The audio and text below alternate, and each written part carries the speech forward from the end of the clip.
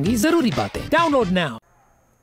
चलिए ब्रेक के बाद खैर मकदम आपका। देख रहे हैं मुद्दा सनम के साथ, और इस मुद्दे में हमने ठाठरी का आज का मुद्दा उठा रखा है और इसी मुद्दे पे हम बहस नहीं कर रहे हैं, हम इक़दामात के बात करें। हम सरकार के लिए जो अवाम के हक़ाइक़ मशवरे हैं वो बता रहे हैं और कोशिश कर रहे हैं कि सरकार उन मामलात पे बाखबर रहे जो ज़मीनी सतह पे बताए जाते हैं, सुनाए जाते हैं। मेरे साथ सईद नवेद हाशमी हैं, सोशल एक्टिविस्ट हैं, ये डोडा के मेरे साथ ज्वाइन किए हुए हैं। मेरे साथ वसीम गतू हैं। दोनों से एक बार फिर मैं रब्ता करूंगा। वसीम, आपने सुना ना हाशमी साहब बता रहे थे मैन मेड डिज़ास्टर है, ये पानी का मामला है, और यूं जो पानी जो चिनाब का पानी या खिते चिनाब के जो पानी है वो हमारे लिए बहुत ज़रूरी है, हमारे बड़ा रिसोर्सेज की ज़रूरत है, उस रिसोर्सेज में हमारे वो गिने जाते हैं। लेकिन क्या इन रिसोर्सेज के बाद वहाँ के इन लोगों को सरकार पूरी तरह से रिहैबिलिटेट या मदद कर रही है? देखिए, फिलहाल इनको टेम्परेरी बेस पे एक जगह पे रखा गया था, मैंने आपको पहले ही बताया। फिर जो इनके रिश्तेदार वगैरह थे उनका यही कहना था कि फिलहाल इनको अपने पास हम लेंगे, क्योंकि सर्दी काफी ज्यादा है, माइनर बच्चे इनके पास हैं, तो ये कहां जाएंगे इस टाइम। सर्दी अभी भी यहाँ पे माइनस का टेम्परेचर होता है सुबह और शाम को। तो इनने बताया, सरकार से इन्होंने अपील की है कि हमारी जो भी बात है उसको सुना जाए, और ये जगह देख रहे हैं कि खिसक चुकी है, जो इन्हें खेती बाड़ी वहां की है वो तक खिसक चुकी है। आप अंदाजा खुद लगा सकते हैं। इनका ही मानना है कि आप दूसरी बार इस जगह में नहीं जाएंगे, क्योंकि अगर ये फिर वहां पे कंस्ट्रक्शन करते हैं, अपना मकान बनाते हैं, तो आने वाले टाइम में ये तस्वीरें या हालात फिर से आपको देखने को मिलेंगी। तो इन्हें सरकार से, एलजी एडमिनिस्ट्रेशन से अपील की है कि हमारे लिए कोई लैंड देखी जाए, जितने भी हमारे घर, जितने लोगों को अभी वहां जो बिछड़ गए हम लोग, ये मकानों में क्रैक्स वगैरह आए हैं, जमीन खिसक चुकी है, हमें कोई अच्छी जगह दी जाए जहां पे हम बसें, अपना घर चलाएं। वसीम, जरा और बता दीजिए, जरा विजुअल्स भी दिखा दीजिए, फुल विजुअल्स दिखा दीजिए, फुल फ्रेम विजुअल्स दिखा दीजिए। जो है मलागर जी, अगर फुल फ्रेम विजुअल्स दिखाएंगे। ये तस्वीर आप भी देख रहे हैं, ये मकानों की क्रैक है। ये टाइम वगैरह है कि कितने बजे क्रैक्स आते हैं, कहाँ कहाँ से आते हैं, कुछ एरिया नोटिफाई है या पूरे इलाके में ये क्रैक्स वगैरह आ रहे हैं? क्योंकि कुछ बिल्डिंग हमें बड़ी रंग रोगन से बड़ी शानदार दिख रही हैं, लेकिन ये क्रैक्स बता रहे हैं कि ये बड़े खतरे में हैं। देखिए, वहां पे रेड अलर्ट जारी कर दिया गया है, सब लोगों से गुजारिश की गई है, पुलिस के माध्यम से भी अनाउंसमेंट की गई है, एसडीएम की तरफ से भी अनाउंसमेंट की गई है कि जहां जब पहले इसकी असेसमेंट की जा रही है, जो वहां पे लोकल टीम है, एडमिनिस्ट्रेशन के लोग हैं, वो खुद जा रहे हैं, लोगों को समझा रहे हैं, उनको समझाने की कोशिश कर रहे हैं। और मैंने आपको पहले भी बताया, जिस तरह से लोग घर छोड़ने के लिए तैयार नहीं है, जिन लोगों ने घर बनाए हैं, काफी पैसा खर्चा है, मेहनत मजदूरी की है, आज उन्हीं लोगों को घर छोड़ना पड़ रहा है। तो वहां पे असेसमेंट की जो टीम आएगी वो इनको बड़े पैमाने पे वहां पे असेसमेंट करेगी, पूरी जानने की कोशिश करेगी। लगभग आप देखेंगे 21 से 22 घर ऐसे हैं जो टोटल डैमेज हो चुके हैं, जिनको घरों से बाहर निकाला गया है।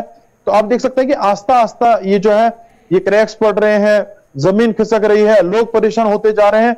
तो एडमिनिस्ट्रेशन को, सरकार को इनके लिए कोई चारा करना पड़ेगा, इनके लिए कोई जगह देखनी पड़ेगी, नहीं तो ये देख सकते हैं आपकी किसी भी जिपेट में किसी वक्त भी आ सकते हैं। जिस तरह से बाकी जगह हैं, इसके इर्द गिर्द जो घर हैं, वो भी आस्ता आस्ता, कुछ लोगों से बातचीत में अभी कुछ देर पहले कर रहा था, उनका ही मानना है कि आस्ता आस्ता जो हमारे इर्द गिर्द में घर हैं उनमें भी दरारें वगैरह।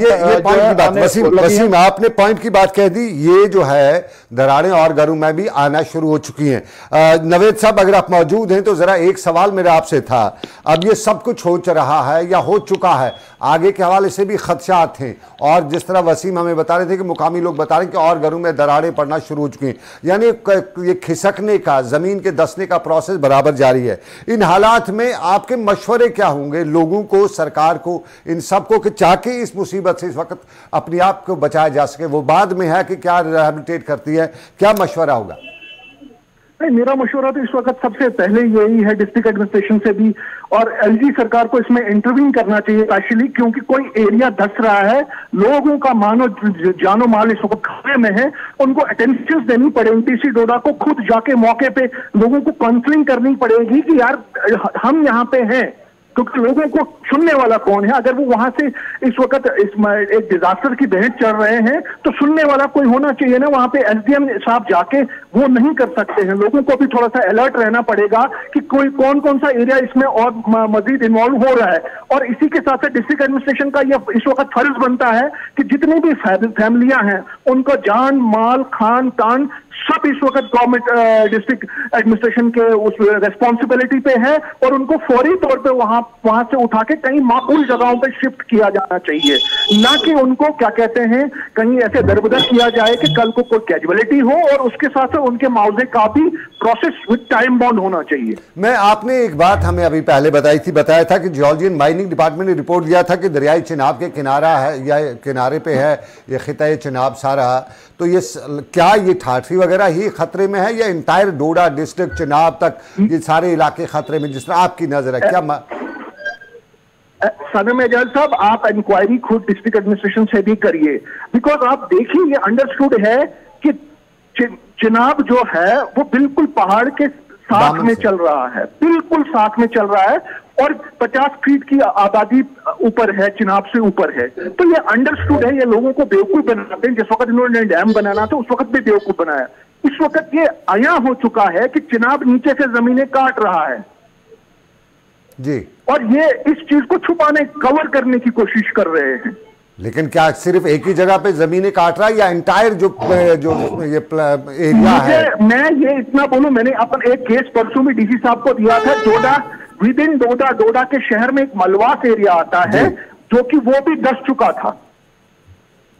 मैंने आइडेंटिफाई करके दिया था डीसी साहब को, इसलिए मैं ये आपसे बार बार कहना चाहता हूं आपके चैनल के वसादत से कि ये एक जगह का मसला नहीं है जो गवर्नर साहब बोल रहे हैं लाइटली। इनको चाहिए एक बराबर एक टीम भेजना माइनिंग एंड जोलॉजी की, जो पूरा अर्थ हुआ है इसको चिनाब को लेके right from Baglihar to Thathri तक कवर कर, ना कि ऐसे क्या कहते हैं घर पे बैठ के ही बातें की जाएं, वो नहीं चलेगा। इस वक्त मतलब एक डिजास्टर का समा बन चुका है। हमने बड़ी कोशिश, और अगर हम जोशीमठ की तरह देखें, यहाँ क्रैक वहां क्रैक, जब तक सारा जोशीमठ डूब गया, इसी तरह से डोडा का भी यही है कि एक टीम, नेशनल टीम मंगवा के इसको वेरीफाई कराएं कि कौन सा एरिया सिंक हो रहा है, हम उस पे उसको कोई प्रोटेक्शन देंगे, उसको प्रोटेक्ट करने की कोशिश करें। जरा मैं वसीम से जानना चाहूंगा, मेरे साथ ही वसीम गत्तू मौके पे उस इलाके पे पूरे इलाके पे नजर रही थी। वसीम, जब आप कल इस पूरे इलाके में गए, पहले बताइए ये कितना किलोमीटर है डोडा से, जो डोडा का मेन टाउन है वहां से कितना, लगभग कितना दूर है, और फिर जब आप गए तो कहां से कितने किलोमीटर तक आपको लगा कि ये सारी सिचुएशन क्रिएट हुई है, और खतरा कहां किन किन एरियाज में लगा? जरा हमारे व्यूअर्स को बता दीजिए, इंतजामिया को भी बता दीजिए ताकि वो समझ सके। और एक बात और मैं जानना चाहूंगा, अभी लेफ्टिनेंट गवर्नर साहब बता रहे थे कि एक्सपर्ट्स की टीमें इसकी गई हैं, क्या कोई एक्सपर्ट टीम पहुंची है इलाके में?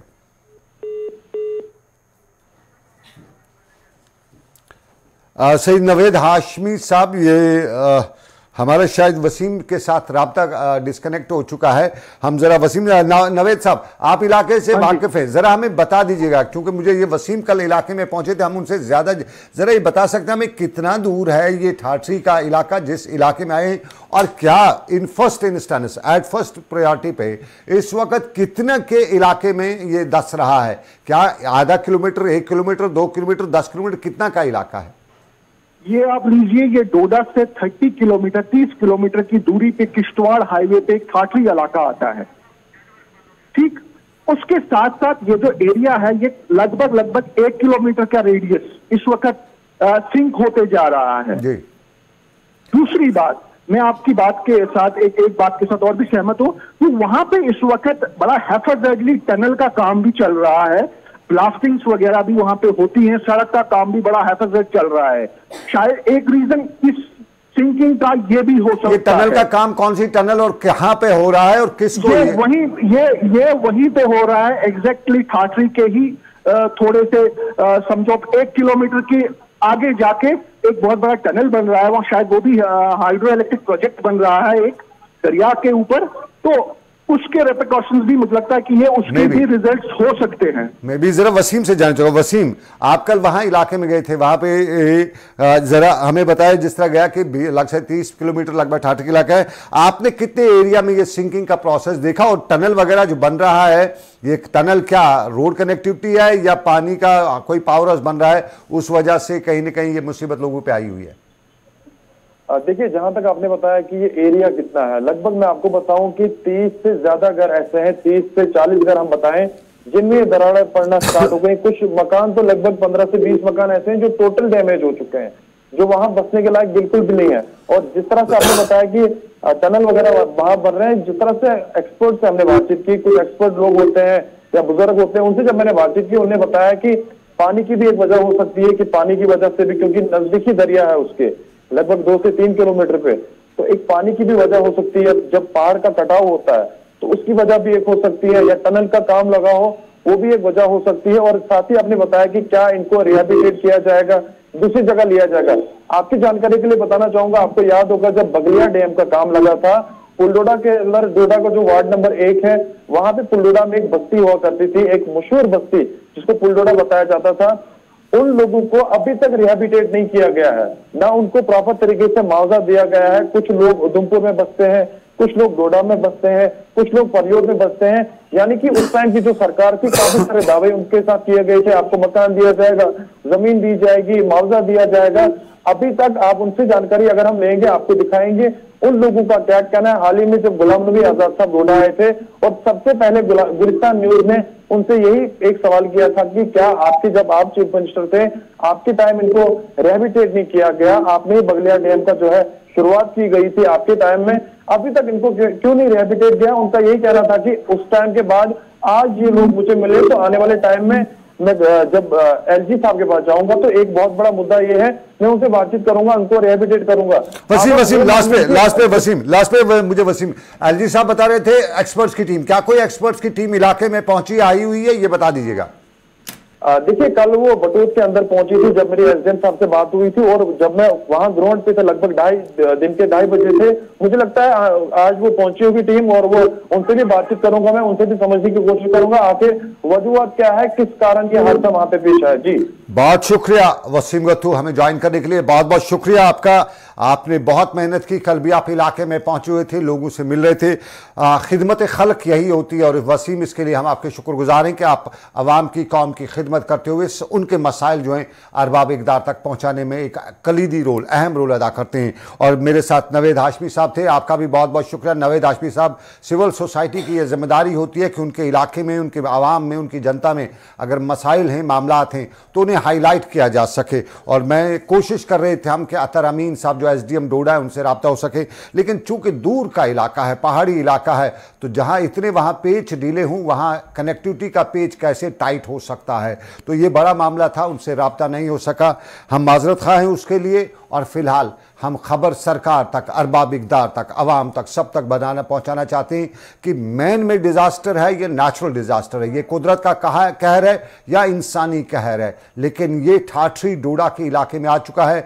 1.5 दर्जन के करीब मकान पूरी तरह से क्रैक हो चुके हैं, और एक पूरी बस्ती जो है वो ख़तरे की लपेट में है। उसकी क्या वजह है? क्या दरियाई चिनाब जो नीचे से पहाड़ों को काट रहा है, तो दरिया ये इलाके सिंक हो रहे हैं, या वहाँ पे टनल्स वगैरह, सड़कें, रोड कनेक्टिविटी बनाने की वजह से ये सब कुछ हो रहा है? इसके लिए हमें कुछ देर इंतज़ार करना पड़ेगा, क्योंकि हमें देखना पड़ेगा कि जो एक्सपर्ट्स हैं वो क्या बताते हैं। इंतज़ार की बात भी, लेकिन इंतज़ार जोशी मठ वालों ने भी किया था, और उसके बाद पूरे इलाके को खाली कराना पड़ा। तो कहीं दूसरा जोशी मठ तो नहीं जम्मू कश्मीर में? ये सबसे बड़ा सवाल होगा। लेकिन अभी आज के सवाल के साथ ही आपसे लेंगे इजाज़त। ऊपर वाले की रही मर्जी, फिर करेंगे आपसे मुलाकात। आप अपना रखिएगा ख्याल, हमें भी दुआओं में रखिएगा याद। अल्लाह आपका, मेरा, सबका निगहबान हो। फ़ी अमानिल्लाह।